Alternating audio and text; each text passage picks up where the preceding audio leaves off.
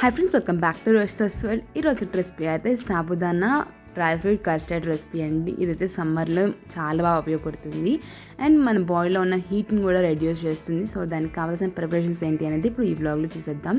ముందుగా అయితే ఒక బౌల్ పెట్టేసుకుని దీంట్లో సాబుదానా ఏదైతే సగ్గుబియ్యం ఉందో దాన్ని దీంట్లోకి యాడ్ చేసేసుకోవాలి.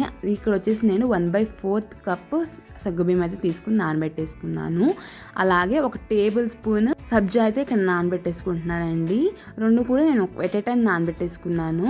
ఇక్కడ 4 అవర్స్ తర్వాత సాబుదానా ఎలా ఉందనేది మీకు చూపిస్తున్నాను. ఇక్కడ చూసారు కదా, నేను 4 అవర్స్ తర్వాత చూపిస్తున్నానండి.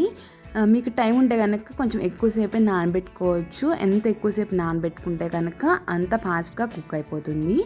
సో ఇదండి సాబుదానా అయితే. ఇప్పుడు నేను స్టవ్ మీద ఒక ప్యాన్ ప్లేస్ చేసేసుకుని మనం ఏదైతే సగ్గుబియ్యం నానబెట్టి పెట్టుకున్నామో దాన్ని ప్యాన్లోకి వేసేసుకుని కొంచెం ఎక్కువ వాటర్ పోసుకోండి. అప్పుడు మనకి ఈజీగా కుక్ అయ్యి కొంచెం ఎక్కువ కన్సిస్టెన్సీలా వస్తుందండి. సో దీన్ని అయితే మనం ఇప్పుడు సిమ్ టు మీడియం ఫ్లేమ్లో పెట్టుకుని మనం గెరిటితో కలుపుతూనే ఉండాలండి.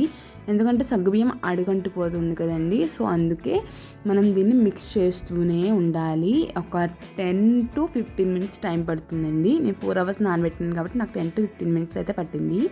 సో ఇక్కడ వైట్గా ఉంది చూసారా, అదంతా కూడా కుక్ అయిపోవాలి. ఇప్పుడు కుక్ అయిపోయింది కదండి.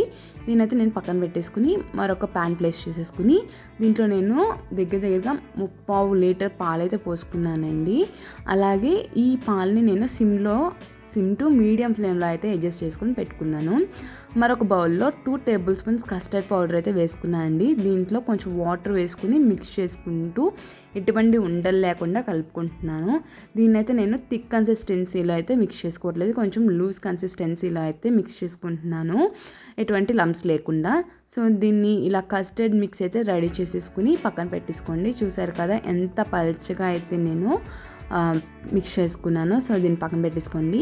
ఈలో పాలైతే మనకి మరగడం స్టార్ట్ అయినాయి కదండి. ఇప్పుడు దీన్ని మనం లో ఫ్లేమ్లోకి అడ్జస్ట్ చేసేసుకుని మిక్స్ చేస్తూనే ఉండాలి. ఎంత మిక్స్ చేయాలంటే ఆ చుట్టూరా ఉన్న మీగడంతా కూడా మనం పాలలో మిక్స్ చేస్తూనే ఉండాలి. సో ఇలా మిక్స్ చేస్తున్న తర్వాత దీంట్లోకి అయితే 1/3 కప్ పంచదార అయితే వేసుకోండి. పంచదార వేసుకుని మిక్స్ చేస్తూనే ఉండాలండి. దీన్ని మనం ఎంత మిక్స్ చేస్తే అంత తొందరగా పంచదార అనేది డిజాల్వ్ అయిపోద్ది. మనం పంచదార ప్లేస్లో బెల్లం అయితే కూడా తీసుకోవచ్చండి. బెల్లం ఈ స్టేజ్లో కూడా వేసేసుకోవచ్చు.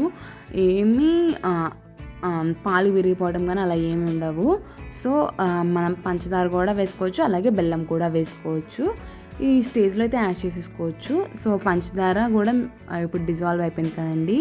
దీన్ని మనం సిమ్ ఫ్లేమ్లోనే అడ్జస్ట్ చేసుకుని కుక్ చేసుకోవాలండి. ఇది మాత్రం మర్చిపోకండి. అండ్ ఇప్పుడైతే దీంట్లో మనం కస్టర్డ్ మిక్స్ ఏదైతే ప్రిపేర్ చేసుకుని పెట్టుకున్నామో దాన్ని అయితే వేసేసుకుని సిమ్ ఫ్లేమ్ గుర్తుంచుకోండి, సిమ్ ఫ్లేమ్లోనే పెట్టేసుకుని మిక్స్ చేసుకుంటూ ఉండాలి.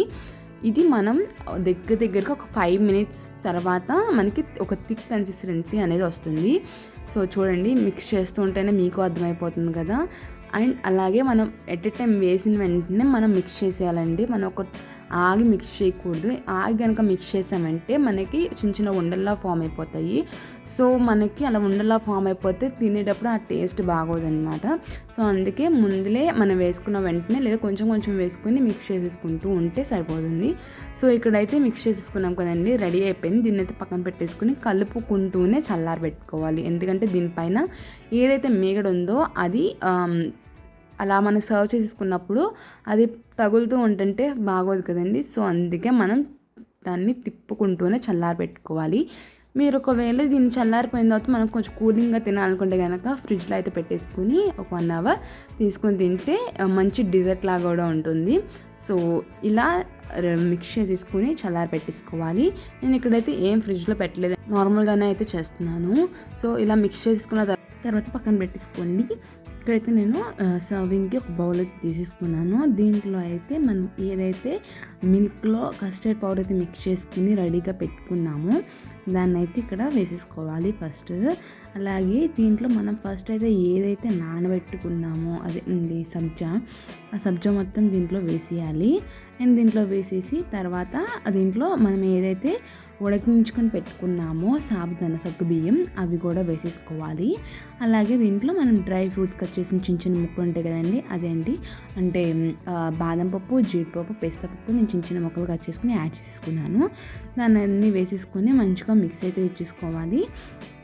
మిక్స్ చేసుకుని సర్వ్ చేసుకోవటమే అండి. అంతే అండి, సింపుల్గా ఈజీగా టేస్టీగా చేసుకుని sabudana dry fruit custard ready అయిపోయింది. మీరు కూడా ఇంట్లో ట్రై చేసి ఎలా వచ్చిందో కామెంట్ సెక్షన్లో కామెంట్ చేయండి.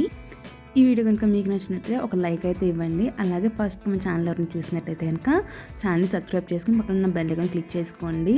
ఈరోజు వీడియో అయితే ఇది. మరొక వీడియో మంచి రెసిపీతో మళ్ళీ కలుస్తాను. అంతవరకు బాయ్.